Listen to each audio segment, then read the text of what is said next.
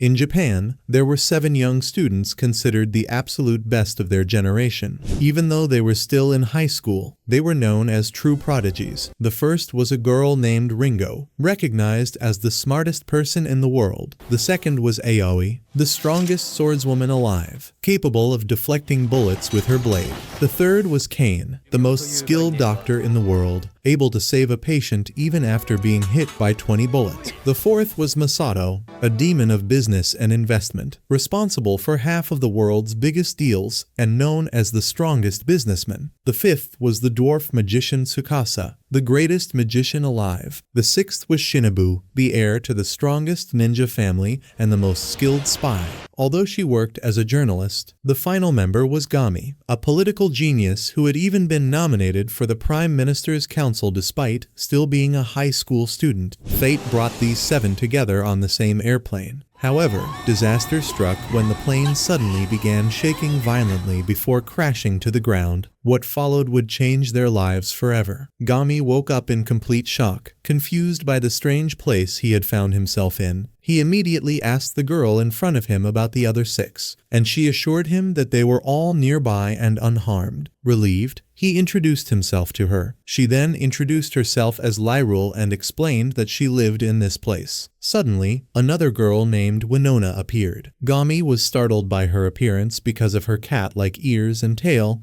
and he asked if they were real. She confirmed that they were, explaining that she belonged to the beast folk race known as Bayuma. She also told him that they lived in the kingdom of Frejagard, a world completely unfamiliar to him. Gami could not understand any of this, so she explained further. The Bayuma were similar to humans but possessed animal traits and sometimes extraordinary physical strength. Another race called Huma existed as well, who looked exactly like ordinary humans. Unlike the Bayuma, Huma rarely had the ability to use magic. Gami asked them to take him quickly to the crash site. When he arrived, he was horrified to see that the plane had been completely burned. At that moment, a giant dragon appeared in the sky above them. This was all the proof he needed to realize that they were no longer in their own world, but had been transported to another one. At first, it might seem like this is just another story about someone being sent to a fantasy world. In reality, it is far more unique than that. This was not about ordinary people struggling to survive. These 7 were already the most exceptional minds and talents in existence. A full month passed after the crash, and the group gradually adapted to their new surroundings. The only exception was Tsukasa, who remained deeply shocked by everything that had happened. Gami, however, insisted that they focus on learning about magic in this strange world. He believed understanding it would be the key to survival. One evening, they gathered to eat together, and Gami brought them some mayonnaise. Everyone was amazed by how delicious it tasted, and they spent the night happily eating. Elk, Winona's son, grew annoyed because the group had been living there for a month without working. His mother quickly scolded him, making him feel embarrassed enough to leave. Later, the group gathered to discuss solutions to their problems. Gami explained that they needed to focus on 3 priorities. First, they had to gather more information about this world. Second, they needed to find a way back home. Third, they had to organize the village's financial resources. The following day, Ringo informed Gami that she had repaired all of their phones so they could function in this world. She also discovered the nuclear reactor they had brought with them while inspecting the wreckage, meaning they had a stable energy source. On top of that, she had found bauxite ore, which would allow them to manufacture aluminum if they secured the remaining materials. Gami sincerely thanked her, causing her to blush shyly. Afterward, they went to meet Masato, whom they had appointed as their merchant. While they were talking, Imperial soldiers arrived and demanded free food and drinks. One of them nearly assaulted Winona, but Gami intervened just in time, grabbing the soldier's hand and ordering him to leave. Furious, the soldier ordered his men to attack, only for them all to collapse instantly due to Aoi and Shinobu's intervention. The soldier recklessly charged at Gami, but Gami easily dodged his attacks. With a swift acrobatic move,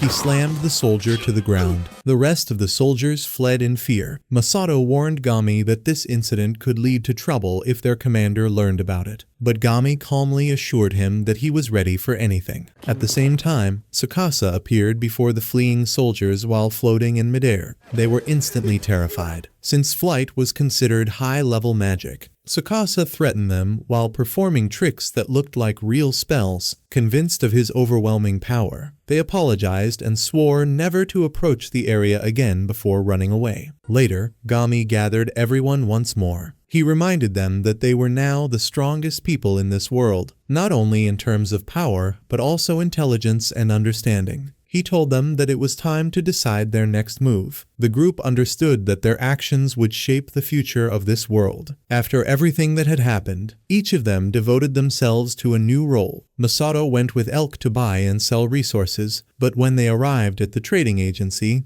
the owner tried to exploit them with absurdly unfair prices. Masato immediately recognized the scam and walked away without hesitation. Elk was furious and asked why he had backed down. Masato explained that the man was shamelessly exploiting them, and he refused to let anyone take advantage of the people who had saved his life. He confidently promised that within a single week, he would force that agency out of business and make them incredibly wealthy. Meanwhile, every member of the group contributed to helping the village in their own way. Each of them used their extraordinary abilities to improve life for the people around them. As for Ringo, she continued working on inventions that would prove invaluable in the future. Her creations would soon become one of their greatest advantages. We see Gami helping in the kitchen, but the flour and supplies were almost completely gone, which made Lyrule worried, especially with winter approaching. Gami calmly reassured her and told her not to worry, because Masato would handle everything. Just then, Winona arrived and explained that the problem was caused by Yukai, the merchant who had monopolized all trade in the city. He bought crops and goods from the villagers at extremely cheap prices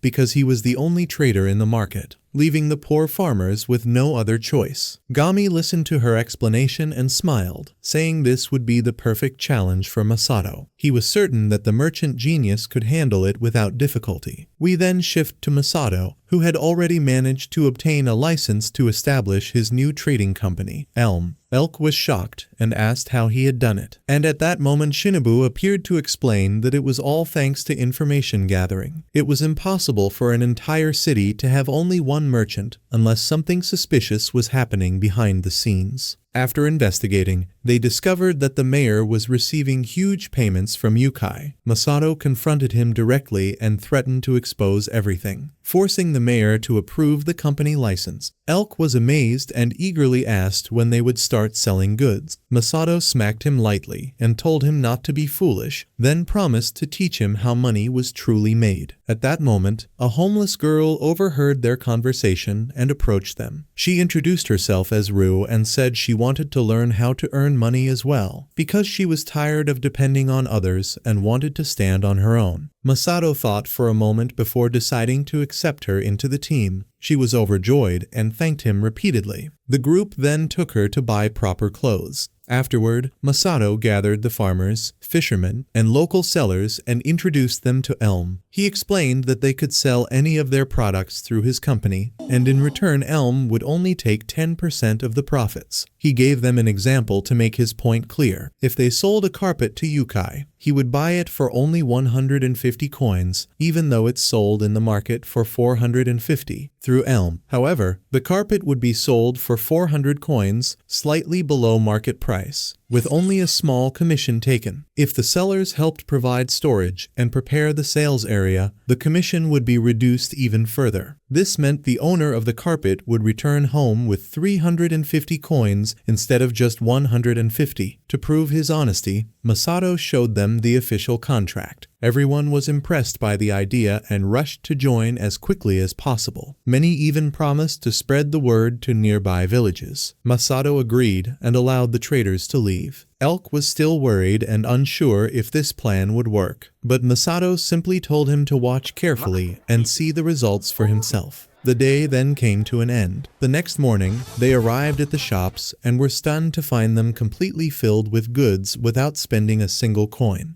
Masato's plan had worked perfectly. Not only that, but people were helping set up the stores themselves in order to reduce the commission from 20% to 10%. Elk and Rue were left speechless, unable to understand what was happening. Masato explained that the people trusted him because of his official license and because he was offering them greater profits. This meant Elm was gaining everything while paying nothing up front. The stores were fully prepared, but at first there were no customers. Elk quickly declared the project a failure.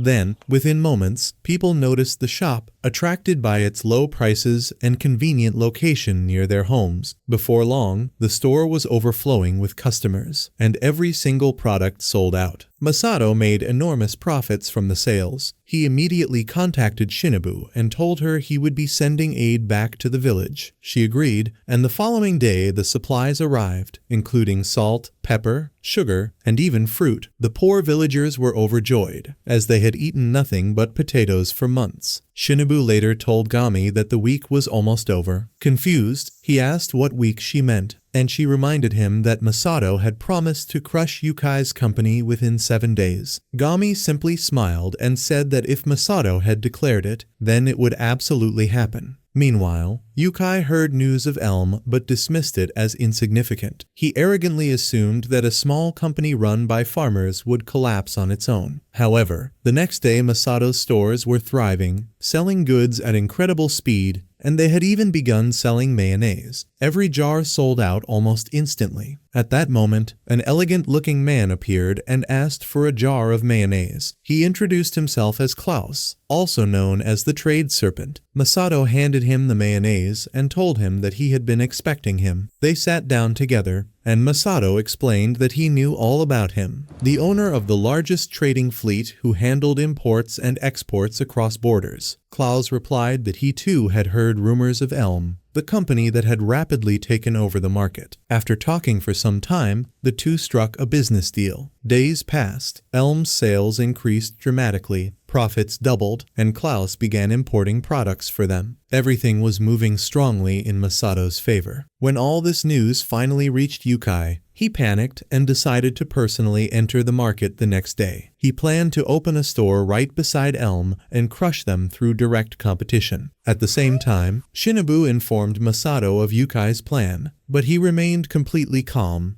as though he had already prepared for this exact move. Elsewhere, Gami visited Ringo, who informed him that she had successfully produced large amounts of aluminum. Thanks to the supplies provided by Masato, she had even crafted new farming tools. Gami happily told her that the farmers would be thrilled, since these tools would greatly improve their work. He thanked her and urged her to rest so she would not exhaust herself, causing her to blush deeply. Gami realized that the entire team was exhausted, as they were still not fully accustomed to this new life. At the same time, Yukai was consumed with anger because Masato had gained complete control of the market. He ordered his assistants to buy all available goods, but they reported that no merchant was willing to sell to them. Yukai then went to the market himself. When he arrived, he was stunned to see all the merchants he had previously driven out in order to monopolize trade now standing proudly beside Masato. Desperate, he apologized and claimed he regretted everything, even offering to buy their goods for double the price as compensation. Yet no one accepted his offer. He begged them, but it was useless. Masato then told him that he would not completely destroy him, because having only one merchant in the market was unhealthy. However, he made it clear that these very people would make him pay for everything he had done. Those words filled Yukai with fear. After that, everyone prepared to return to the village, but suddenly 3 men appeared before them, claiming that Rue had escaped from them. They grabbed her and tried to drag her away, but she ran toward Masato and begged him to save her. She promised to devote her entire life to him if he helped her. Her voice was filled with desperation, yet also determination. She declared that one day she would grow into a great merchant, earn enough wealth to buy back the freedom of her parents who had been sold into slavery, and then spend the rest of her life working for him.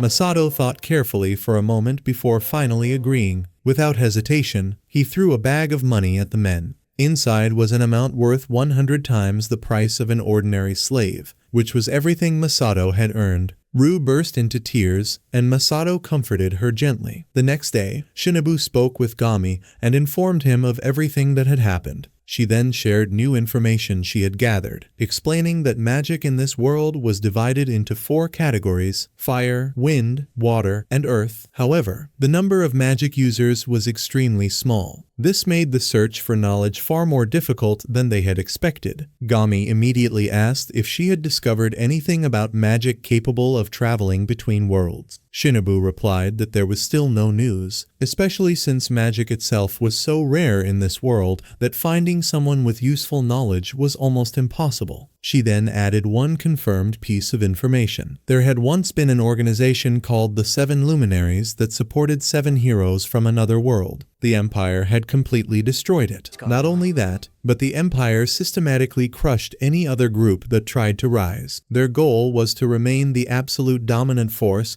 so that the people would never dare disobey them. Gami was deeply shocked by this revelation, especially because the story of those heroes was almost identical to their own. After delivering her report, Shinobu ended the call and left Gami lost in thought. At that point, Gami had already managed to establish several public facilities for the village, including hot baths and other improvements. The villagers' quality of life had improved greatly because of his efforts. Suddenly, however, news arrived that some villagers had encountered the Forest King. The group rushed to the scene immediately. What they found there was a gigantic monster. Without hesitation, Aoi attacked first and knocked the beast into a pit. The villagers worked together to help the injured, but they soon reported that the village chief, Olga, had been severely wounded. Winona was horrified and panicked because Olga was her father. Gami quickly reassured her and calmly said that Kane would take care of everything. At the same time, the monster broke free from the rubble and lunged toward Aoi.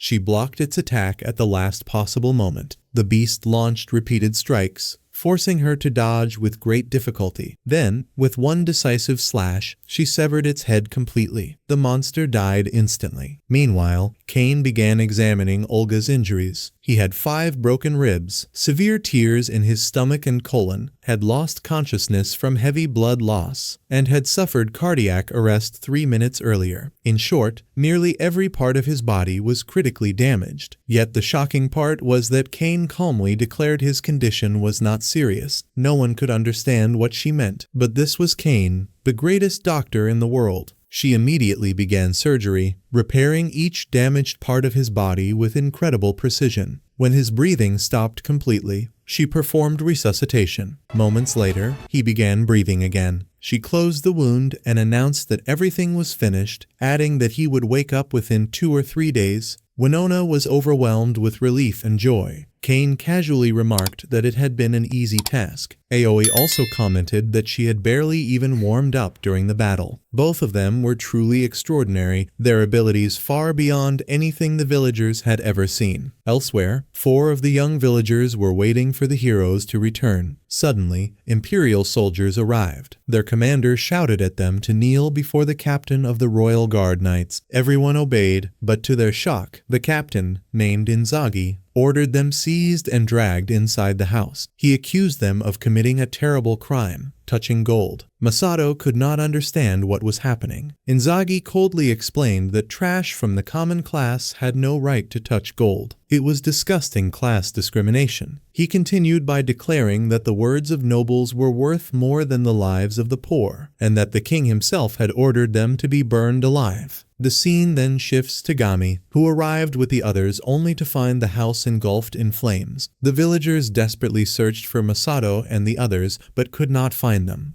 Gami calmed everyone and reminded them that they had Tsukasa with them, a man capable of escaping even from inside a locked coffin. Sure enough, Tsukasa soon appeared, bringing the others safely with him. Masato then approached Gami and informed him that the soldiers had kidnapped Lyrule. Elk immediately shouted that they had to rush out and rescue her at once. Gami told him to calm down, warning that reckless action would only lead to disaster. After all, they would be attacking the king himself, which meant standing against an entire kingdom alone. Gami suggested that he should negotiate with the ruler and ask him to overlook everything in exchange for Lyrule's release. Elk furiously rejected the idea, but Gami insisted it was the only realistic option. He argued that if Lyrule were in their place, she would choose the same path. His logic was harsh, but he believed it was necessary. At that moment, Winona firmly rejected his proposal. She told him that even if they lost themselves in the process, they could never abandon one of their own. If they followed his plan, they would no longer be human, but mere animals serving the king. Her words struck deeply. They forced everyone to confront the truth of what they were about to face. Gami was under such pressure that he dug his fingernails into his own skin until they bled. Finally, he agreed to help them, though he warned that doing so could get them all killed. Even so, the villagers remained resolute. Gami then declared that from this moment onward, everything in this world would change. Its laws, its order, and its entire system. Everyone then prepared for battle, each carrying their own weapon. Elk began by sniping from afar with arrows, while Ringo brought out a bomb-launching device she had programmed to fire at the perfect moment. The rocket launched into the sky and slammed directly into the palace wall, destroying it completely. This marked the official beginning of their assault. Masato gave the signal, and the villagers charged forward. Inzaghi quickly noticed what was happening and ordered the soldiers to release a volley of arrows. The arrows rained down toward the villagers, but each of them blocked the attack using specially crafted shields. Inzaghi was left stunned, as he had never seen such shields before. They were, of course, another invention created by Ringo. Soon after, a volley of counter arrows was launched, killing several of Inzaghi's soldiers while he stood there powerless. He desperately tried to figure out who was attacking them, but he could not see the source. It was Elk, striking from a distance with perfect accuracy thanks to the invention Ringo had given him. His attacks were swift and precise, leaving the enemy completely confused. Despite everything, Inzaghi refused to surrender and ordered his men to continue the assault. The students easily blocked the attacks, and Aoi charged forward with overwhelming force. Winona joined her in battle, proving herself to be an exceptionally skilled fighter as well. Together, they cut through the soldiers with unstoppable momentum. Their strength shocked everyone who witnessed it. Meanwhile, Gami and Shinobu successfully infiltrated the palace using the information Shinobu had gathered. They rushed through the halls, but suddenly a violent attack smashed through the wall in front of them. Their attacker revealed himself to be a magician named Gile. His appearance was menacing, and his magical aura immediately signaled danger. Back outside, Masato was still fighting the soldiers when Tsukasa appeared in the sky above them. He launched gas bombs at the enemy forces. The soldiers had no idea what these weapons were, so they believed they were witnessing the wrath of a supreme sorcerer. Terrified, most of them fled the battlefield in panic. The fear Tsukasa created spread like wildfire. At that moment, Inzaghi realized that the entire attack had only been a diversion to allow one of the team members to infiltrate deeper into the palace. He immediately gathered his remaining men and rushed toward the king's chamber. Panic and urgency filled his every movement. He knew that if they failed now, everything would collapse. Back with Shinobu, she faced Gile directly. She was able to predict every one of his attacks with perfect accuracy. Shocked, he demanded to know how she was doing it. Shinobu calmly explained that she could read the direction of his strikes from the movement of his hands. Before he could react, she vanished and reappeared behind him, stunning him with an electric device and knocking him unconscious. At that very moment, Inzaghi and his soldiers arrived. Shinobu immediately told Gami to continue alone while she held them off. Without hesitation, Gami sprinted toward the king's chamber. When he finally arrived, he found Lyrule tied up and helpless. Her condition made his anger boil instantly. Suddenly, Gami was shot in the body. The disgusting king had fired the bullet himself. To the king's shock, Gami slowly stood back up and calmly told him to step away. The king could not understand how he had survived, and Gami revealed that he was wearing a bulletproof suit. His confidence instantly crushed the king's composure. Without hesitation, Gami drew his weapon and fired,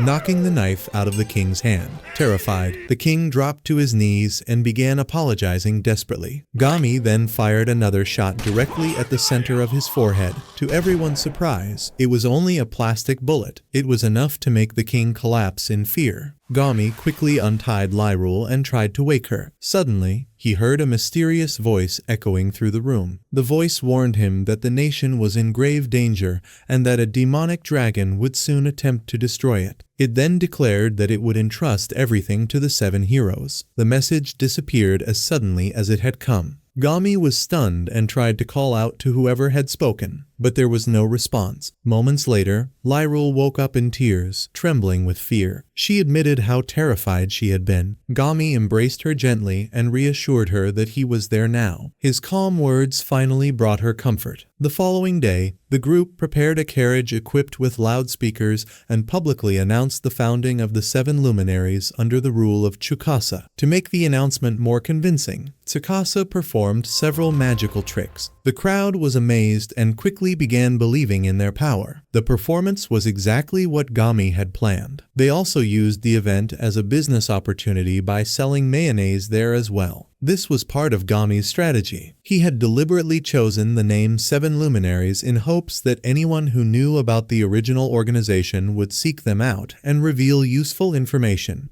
Every move was carefully calculated. Elsewhere, Elk and Shinobu were heading toward the Orc Mountains to gather intelligence that Gami had requested. At the same time, the mayor of the village where the heroes had first arrived was preparing to flee out of fear of Tsukasa and the others. Suddenly, Gami appeared before him disguised as a maid. The absurd disguise immediately shocked the mayor. The mayor recognized him at once and asked why he had come. Gami explained that they had no intention of harming him or any of the nobles. Instead, they wanted cooperation. He also warned him that if he fled, he would lose all his possessions and spend the rest of his life being hunted. It was a clear and calculated threat. Gami told him the best choice was to remain mayor, while publicly declaring his support for the 7 luminaries. He also wanted him to encourage the people to support them as well. The next day, they placed him on the carriage, and he made the announcement before the entire city. The people were impressed by his speech. Their support began growing rapidly. Later, Gami gathered the team and informed them that they would soon return to the village to rest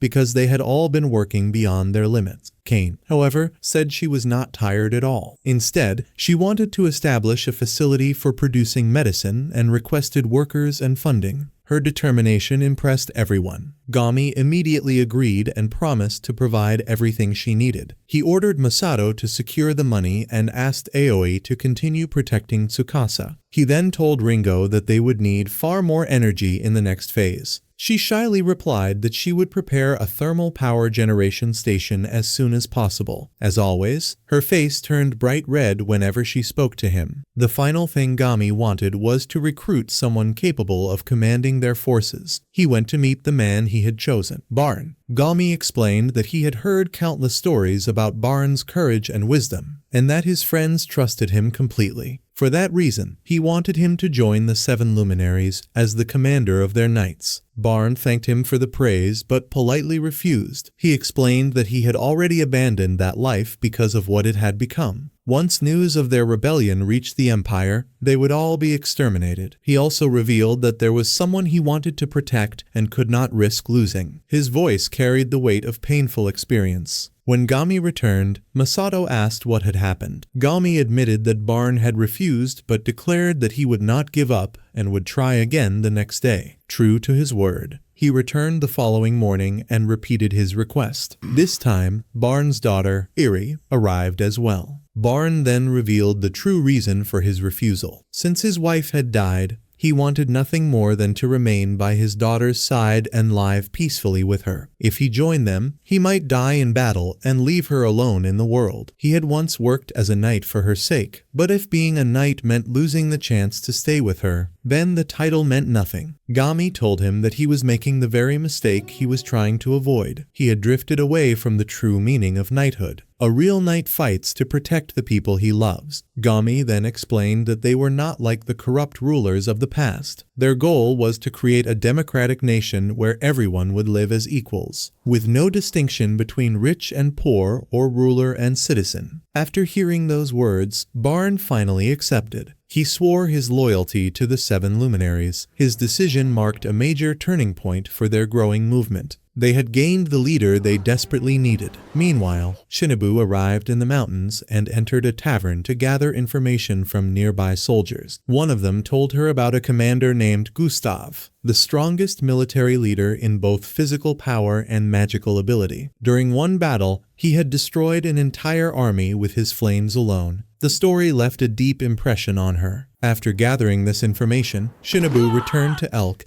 and told him everything she had learned. She said they needed to investigate Gustav further. On the other side, Inzaghi was standing before Gustav himself, begging for help to eliminate the rebels. Without warning, Gustav drew his sword and cut off Inzaghi's head for fleeing the battlefield. Furious, he declared that he would personally wipe out the rebels once and for all. We return to Gami, who had begun organizing the affairs of the city. He gathered the nobles and military leaders, then informed them that he intended to implement a new policy that would abolish the class system entirely. Naturally, they were displeased by his words.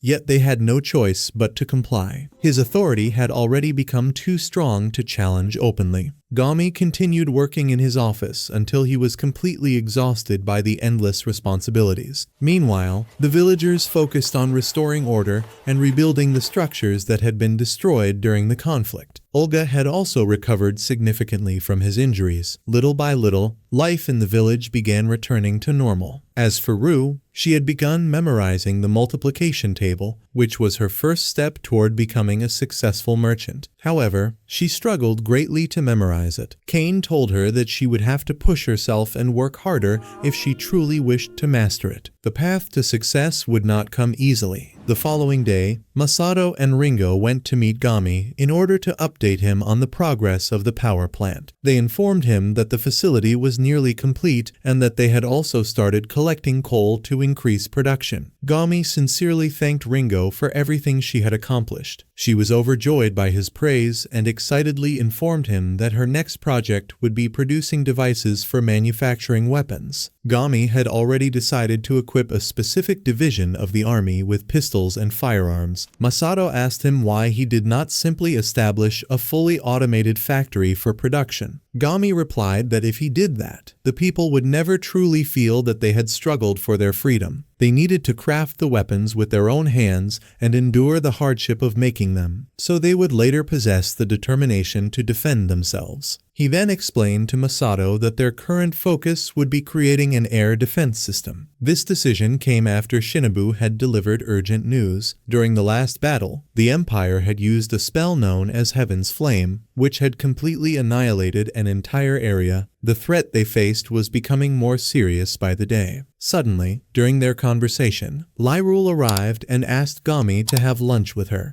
He refused because he had an important meeting and quickly left. She was deeply hurt by his rejection and burst into tears, telling Masato that Gami hated her. Her sadness was impossible to hide. Masato tried to calm her, explaining that Gami was simply busy, yet she remained unconvinced, especially because he always seemed to distance himself whenever she tried to speak with him. Finally, Masato decided to tell her the truth. He explained that Gami had been deeply troubled because when she was kidnapped, he had considered abandoning her for the sake of protecting everyone else. However, he stressed that she should not misunderstand his intentions, as his only goal had been to save the group. Lyrule was deeply moved by this revelation. She began to understand the burden Gami had been carrying. Meanwhile, Gami returned to his office and resumed working, but the exhaustion had become too much. Suddenly, he found himself unable to move from sheer fatigue. At that moment, Lyrule entered the room without asking permission. She told him that she was not angry at him for what he had considered doing, and that she believed he was a kind person. Gami was visibly unsettled by her words. Then he quietly confessed something unexpected. He told her that he had killed his own father. Lyrule was shocked and could not understand what he meant.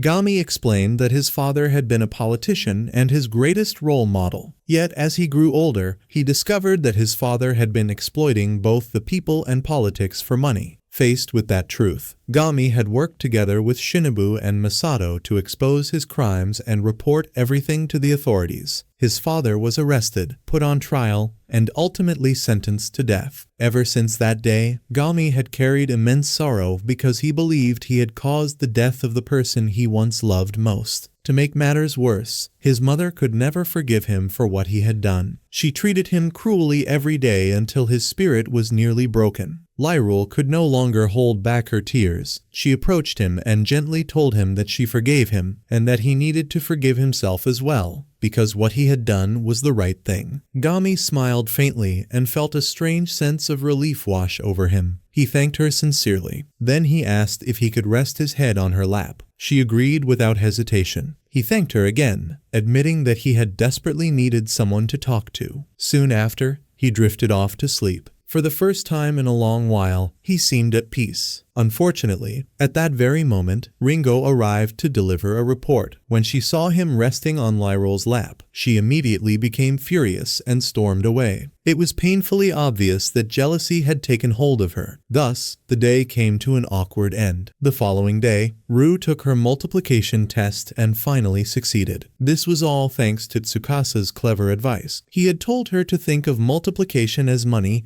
If she had 5 coins and multiplied them by 5, then she would have 25 coins. This simple explanation helped her understand, and she was even able to solve much larger calculations. Masato, however, made things harder for her by immediately giving her a division test. Ru was completely lost and had no idea how to solve it. Her struggles had only just begun. Becoming a true merchant would demand much more from her. Elsewhere, Shinobu and Elk arrived at another village, where they were warmly welcomed by the locals. The villagers offered them large amounts of food and hospitality. Later, Shinobu went to rest, but suddenly a small girl whispered to Elk, telling him to escape from that place immediately. Before he could ask what she meant, her mother's expression changed, and she quickly called the girl away. Elk was too sleepy to fully process what had happened. A short while later, Shinobu awoke and told him that something was suspicious. She explained that the villagers were clearly starving, yet none of them had eaten anything. Elk was confused and asked how she had figured it out. She calmly pointed out that their yellow eyes, dry hands, and physical features all revealed severe malnutrition, though they had hidden it beneath makeup. The two decided to investigate further. When they descended into the cellar and opened the door, they were horrified by what they saw. Corpses were scattered everywhere, and blood stained the entire room. Shinobu immediately realized the truth. This village was nothing more than a hideout for bandits, and they had welcomed them only to kill them and steal their money. Suddenly, they heard voices above and rushed up to observe. They saw a soldier summoning the villagers to greet a knight named Lip. However, he began inspecting their clothes for no reason. Afterward, he declared that everything was acceptable and ordered them to disperse. Then Lip noticed that a young girl's clothing was slightly dirty. Furious, she declared that Gustav had ordered the people to keep their appearance perfectly clean at all times. She ordered the soldier to seize the girl and whip her. The mother desperately begged for mercy, but no one listened. Lip coldly stated that Gustav's people must always smile. The mother was forced to smile through her agony while her heart broke inside. This cruelty was the direct result of Gustav's twisted rule, a ruler obsessed only with outward appearances even while his people starved to death. Elk and Shinobu watched the scene unfold. Elk wanted to intervene immediately, but Shinobu stopped him and reminded him that they needed to follow a plan. Then she descended alone. The soldiers prepared to attack her, but she stopped them before they could act. She proposed a deal to Lip. If they attempted to capture her by force, she would kill at least half the soldiers. However, they could avoid those losses if they released the little girl in exchange for her surrender. Lip accepted the offer. The child was freed, and Shinobu allowed herself to be taken to prison. Although Shinobu could have escaped at any moment, she chose to remain captive so she could learn more about their operations. Meanwhile, Elk confronted the woman whose cellar they had discovered. She broke down in tears and explained everything. The village had once been a peaceful farming community, but after Gustav took control, he demanded that it be transformed into a beautiful city. The villagers spent all their money trying to obey his orders, leaving themselves bankrupt and starving. Hearing her story, Elk decided not to harm them. Their suffering was punishment enough. We then return to Shinobu, who discovers that Lip has secretly released her. Lip reveals that she belongs to an organization known as the Blue Brigade, a group seeking to overthrow Gustav because of his tyranny. She asks Shinobu to cooperate with them. After hearing everything, Shinobu agrees. We then shift to Gustav, who stood proudly before a golden statue he had ordered to be made for the emperor. He admired it greatly and immediately commanded that 4 more identical statues be created. His assistant warned him that this single statue had already drained most of the resources from the poor villages, and that producing 4 more would surely destroy the people. Gustav coldly replied that the lives of the poor held no value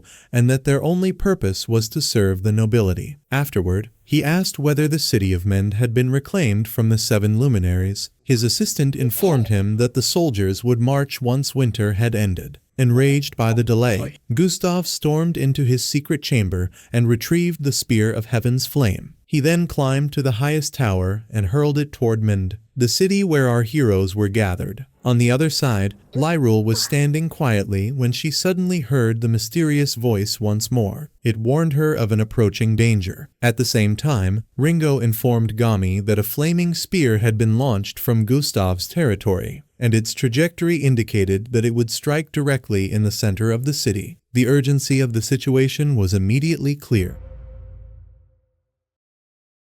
Gami ordered her to launch the missile at once. She obeyed, but to their shock, the missile had no effect on the spear. She launched another to alter its course, yet the spear suddenly rose into the air and changed direction on its own. Ringo was stunned and quickly informed Gami, but even he could not immediately think of a solution. Moments later, the spear crashed into the ground. A voice identical to Gustav's echoed from it, declaring that the entire city would be burned to ashes. Sparks burst from the weapon, and flames spread rapidly across the buildings. Panic began to consume the city as the fire intensified. At that critical moment, Tsukasa rose into the sky and ordered the people to remain calm. He told them that the Empire was attacking, but that he would never abandon them no matter what happened. Meanwhile, Gami stood firm without showing even the slightest panic. He reminded everyone that he had already given instructions for this exact situation and ordered them to carry them out,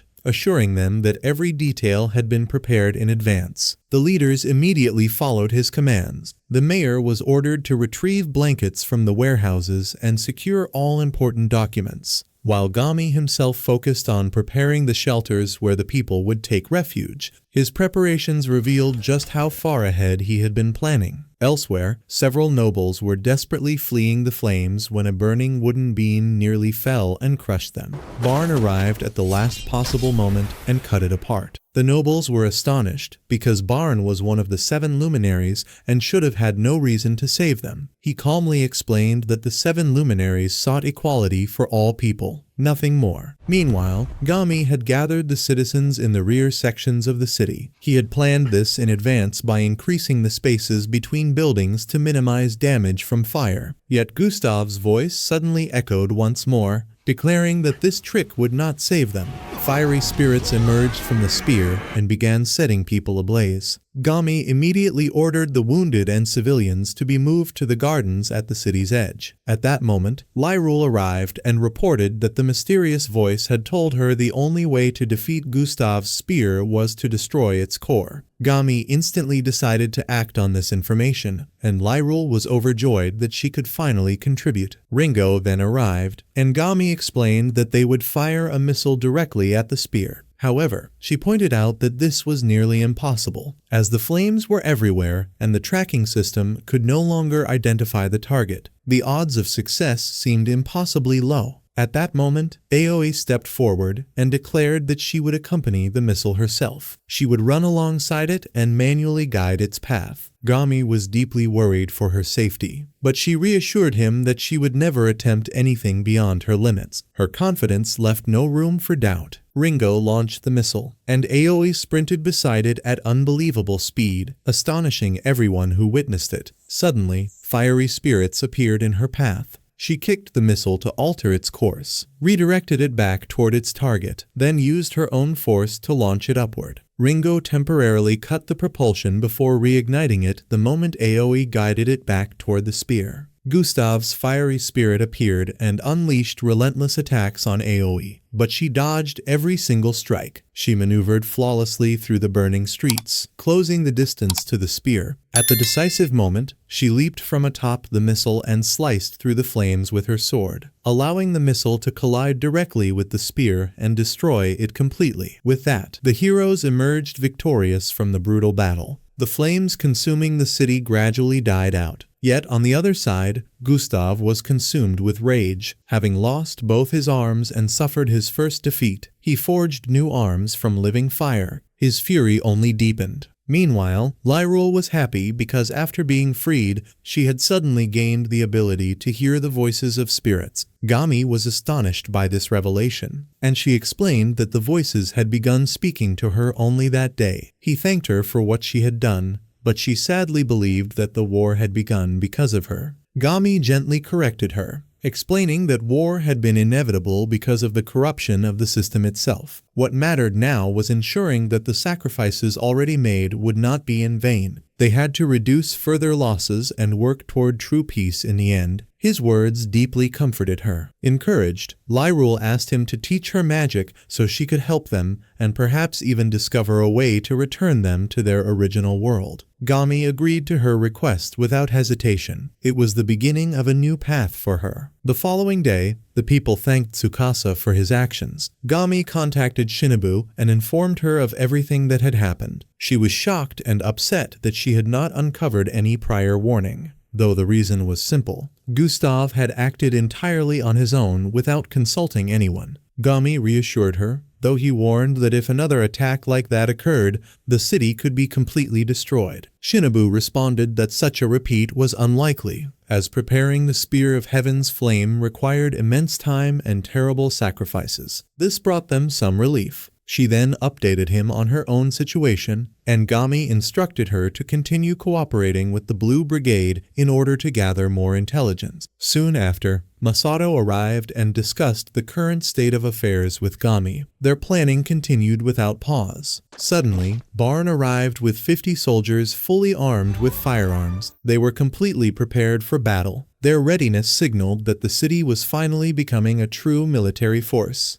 At the same time, Gustav ordered an immediate assault on Mund and threatened commanders Ark and Butch if they failed to move. On the other side, Lip informed Shinobu that 10,000 soldiers had been withheld from the war effort and secretly served the Blue Brigade. She declared that the time for rebellion had finally come. An army led by Ark and Butch soon advanced toward Mund, numbering 3,000 soldiers. They were bitterly angry at being sent out into the freezing cold. Even Ark admitted that while Gustav was a powerful warrior, he was a terrible ruler. Discontent had already begun spreading through their ranks. As they advanced, they encountered a fortress and decided to halt. Suddenly, gunfire rained down upon them, killing many soldiers instantly. Ark ordered an immediate retreat, and the troops fell back in panic. Barn then ordered his forces to pursue them, beginning a fierce clash. Ark had prepared a trap using heavily armored soldiers, and they charged Barn's troops while shrugging off gunfire. Yet Gami had anticipated this exact tactic and had equipped Barn's forces with grenades. Barn used them effectively and wiped out the armored troops one after another. Soon, only Ark and Butch remained. Meanwhile, the Blue Brigade launched their rebellion. They attempted to assassinate Gustav with an explosive arrow. Although he survived, his own soldiers openly declared their rebellion. At the same time, Shinobu fired a missile that destroyed the headquarters of Ark and Butch. Faced with overwhelming pressure, Ark surrendered. The rebellion was rapidly turning in favor of the resistance. Finally, the Blue Brigade succeeded in eliminating Gustav's remaining forces, leaving only Gustav himself. Shinobu and Lip ascended to confront him directly. They stood before him and declared that he would now face punishment for all the oppression and tyranny he had inflicted upon the people. Gustav was consumed with rage and attacked Shinobu and Lip with powerful fire magic. Shinobu managed to evade the attacks, but Lip was struck and injured. Even so, she refused to retreat and continued fighting. Shinobu then threw a flash bomb that blinded Gustav, giving them an opening to strike. However, he blocked Lip's attack and melted her sword instantly. He then attempted to kill Shinobu, but before he could succeed, Lip stabbed him with her dagger. Gustav turned on her in fury and nearly killed her on the spot. At the critical moment, Shinobu rushed in to save her and dropped a massive chandelier onto Gustav, crushing him beneath its weight. The impact shook the entire structure. Despite this, Gustav activated a magical circle that caused the entire tower to collapse. Even then, he somehow survived. Shinobu and Lip escaped only because of Shinobu's extraordinary speed and reflexes. Their narrow escape proved just how terrifying Gustav truly was. Soon after, spring arrived, and the people gradually began recovering from the hardships of winter. Shinobu met with Gami and informed him of the latest developments. Among them was the fact that Gustav's body had never been found, suggesting he might still be alive. She also revealed that the Blue Brigade was attempting to claim all the credit for the recent victory. At the same time, Ark and Butch signed an oath of loyalty after recognizing Gami's overwhelming superiority in strategy and planning. Gami then gathered the team for a meeting. He was informed that Lyrule had begun training in magic and was progressing rapidly, showing remarkable talent in communicating with spirits. Her growth had exceeded everyone's expectations. At the end of the meeting, Gami stressed that they must never place complete trust in the Blue Brigade. His suspicion stemmed from a conversation he had previously had with their leader. When Gami asked him about the location of the golden statue, the man denied knowing anything about it. Yet his shifting eyes and subtle expressions revealed that he was clearly lying.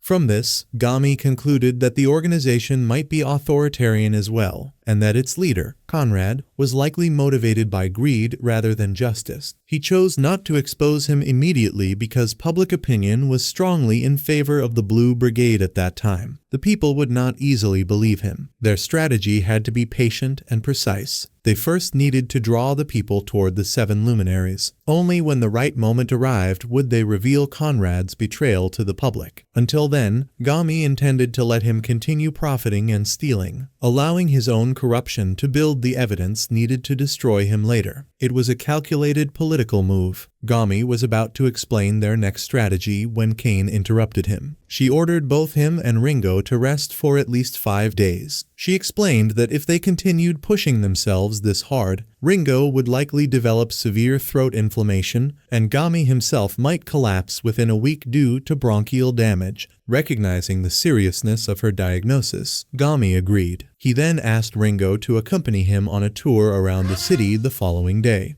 After the meeting, Ringo returned to her room in a state of extreme nervousness. She even considered canceling the outing because of her embarrassment. Yet, when she thought of Lyrule, she resolved not to let anyone steal Gami's heart. The next day, Ringo arrived at the meeting place, but was so flustered that she could barely compose herself. Since people were beginning to notice them, they decided to disguise themselves. Their new appearance made them look surprisingly adorable together. They went to a restaurant, but simply sitting close to Gami overwhelmed Ringo so much that she fainted. While unconscious, she dreamed of her childhood. She had been born after undergoing genetic modifications that granted her extraordinary intelligence. Growing up, she won award after award until she overshadowed her own mother, a renowned scientist. From that moment on, her mother began treating her coldly. Ringo had always comforted herself by believing that her mother still loved her and was merely upset. However, she later discovered the painful truth when her mother abandoned their home entirely.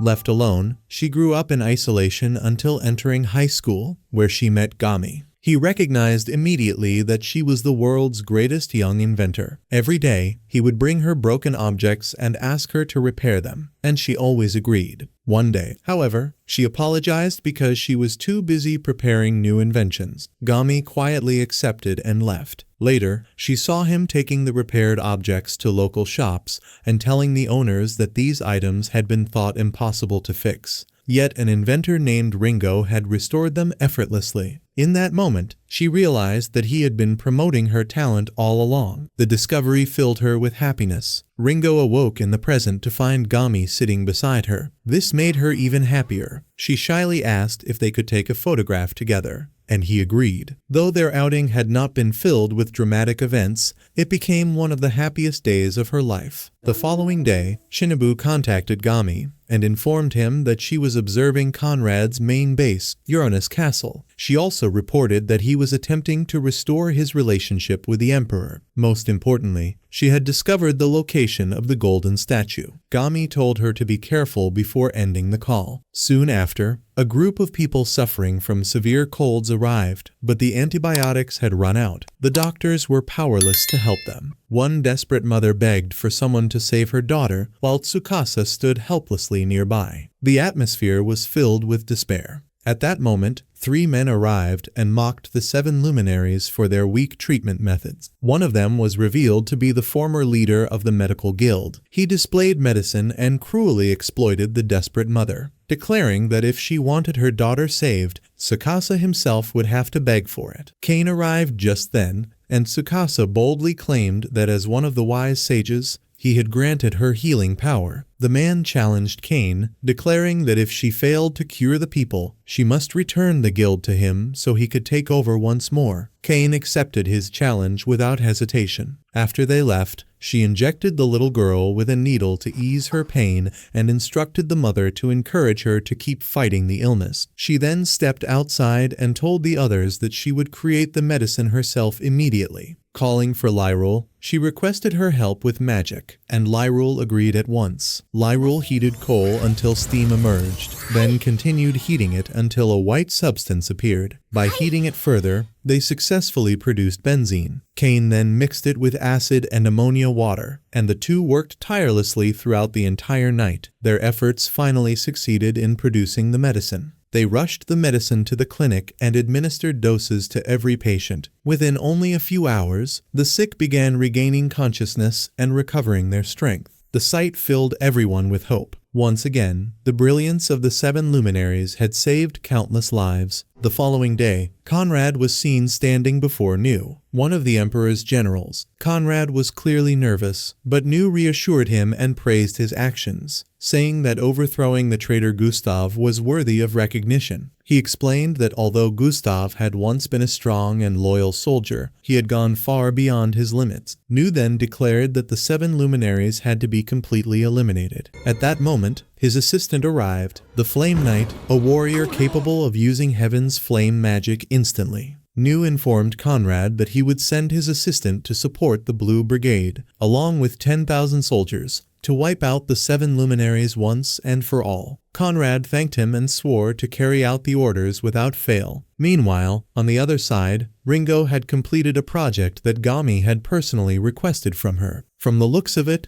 it was something extremely dangerous and powerful. The scale of her invention hinted at what was to come. At the same time, Lip was among the soldiers when Conrad's assistant suddenly attacked her. She blocked the strike and countered immediately. Soon, all the soldiers rushed toward her, but Shinobu appeared at the last second and eliminated them. She then attacked the assistant with an electric shock device. Immediately afterward, Lip delivered a clean strike to his head, ending him completely. Lip thanked Shinobu and admitted that she had never expected such betrayal after placing her trust in them. Shinobu then took her to the underground chamber where the golden statue was hidden. Upon seeing it, Lip was consumed with fury and swore to fight Conrad and his followers. In that very moment, she declared her allegiance to their side. Her anger became the final push that made her choose rebellion. Suddenly, they heard footsteps and quickly hid themselves. Conrad then entered alongside Nu's assistant. Conrad revealed that he had shattered the Emperor's golden statue so he could sell it for profit. The assistant became enraged and burned away his cloak. To their shock, it was Gustav himself, still alive, though now a strange stone was embedded within his body. Gustav immediately decided to purge all traitors. He burned Conrad alive without hesitation. He then discovered Shinobu and Lip's presence and attacked them with devastating fire magic. The two narrowly avoided his assault and fled at once, while Gustav burned the entire place down along with the soldiers still inside. His madness had reached terrifying new heights. Shinobu and Lip escaped by stealing 2 horses and fleeing as fast as possible. Gustav roared in fury and transformed into a monstrous form. Laughing maniacally, he proclaimed himself the strongest being alive, unmatched by anyone. Then, without warning, a nuclear missile struck him directly, obliterating both him and the entire surrounding area. The explosion shook the land itself. Lip initially believed that such destructive power had come from Gustav. Shinobu corrected her, explaining that it was the work of her companions. Elsewhere, Gami thanked Ringo for her achievement and told her that this power would ultimately lead to peace. He reminded her that it was not merely a weapon of destruction. His words deeply reassured her. The next day, Tsukasa summoned all the citizens and asked them to listen carefully to Gami. Gami stepped forward and announced that they had successfully eliminated both Gustav and the treacherous leader of the Blue Brigade. He then declared that the 7 luminaries would assume leadership over the northern region of the empire. The crowd listened in stunned silence. He explained that the 7 luminaries had no desire to rule through force. Their goal was to create a society in which the people governed themselves. Every individual would have a rightful place within the nation, and no small group of nobles would ever again decide the fate of an entire people. He called upon them to help build a strong nation where no distinction existed between rich and poor, and where children would grow up free from class discrimination. The people were deeply moved by his speech and began chanting his name. Suddenly, flames erupted in the middle of the square. Confusion spread instantly. Gami ordered the soldiers to evacuate the civilians. But then came the horrifying realization: Gustav was still alive. His survival defied all logic. His appearance began to change as the stone embedded in his body took full control. He transformed into a terrifying dragon-like creature. Shinobu and Aoi attacked immediately, while Lyril shouted for them to target the stone within his body, as it was clearly the source of his power. Her connection to the spirits had revealed the truth. Shinobu attacked first, but her strike had no effect. Gustav retaliated with immense force and slammed her to the ground. Aoi followed with her own assault. Yet he blocked her strike as well and countered with a blow so powerful that it shattered the earth beneath her. The monster's strength was overwhelming. Both women rose once again. Shinobu distracted Gustav with a rapid assault, allowing Aoi to seize the opening. She drove her sword directly into the stone, but nothing happened. Suddenly, an explosion erupted, throwing both Aoi and Shinobu to the ground. Neither of them could rise again. Their bodies had reached their limits. Gustav then turned toward the rest of the group, intent on killing them all. At that moment, Gami calmly prepared his weapon and fired. Gustav noticed him and lunged forward to strike him down. Yet at the final instant, Gami fired another precise shot that shattered the stone embedded in Gustav's body. It was the decisive blow. In his final moments, Gustav declared that all people would one day kneel before the strongest human chosen to rule the world, the Emperor himself. Moments later, his body shattered and crumbled to pieces. His life ended there, along with his madness. Days passed after the battle, and peace gradually returned. The celebrations resumed in the village, and the heroes finally returned home. They spent joyful moments together, enjoying the rare calm after so much struggle. For the first time in a long while, they were able to simply rest. Elsewhere, however, 3 mysterious figures were seen speaking in secret. They declared that everything had unfolded exactly as they had planned and warned that what was coming next would be far more severe than anything before. With those ominous words, the anime came to its end.